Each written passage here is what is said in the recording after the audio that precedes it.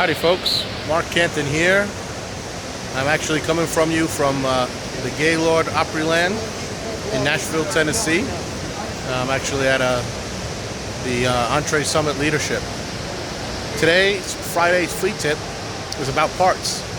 A lot of folks have heard good advice about how important it is to keep your parts room organized. And that certainly is the case.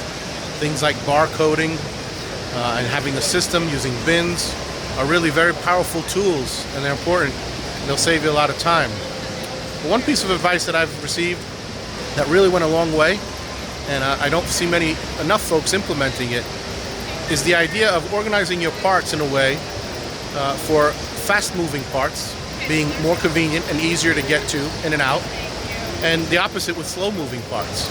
So in other words, the frequency or the turn of the part should help dictate precisely where you keep that part.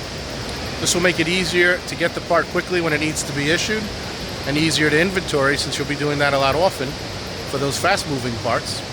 But for the slower-moving parts, they won't be in the way, or that you don't need as much time with. You can go ahead and put them in the back because you're not dealing with it as frequently as those other parts. So that's the key. Remember, some important parts: KPIs, turnover is really important. Inventory turnover, parts issuance time, your vendor order and delivery times is another key. So for a whole list of additional KPIs related to parts management and for more, please follow us, and we'll get you a whole bunch more on parts and other fleet management tips. Have a great weekend, everybody.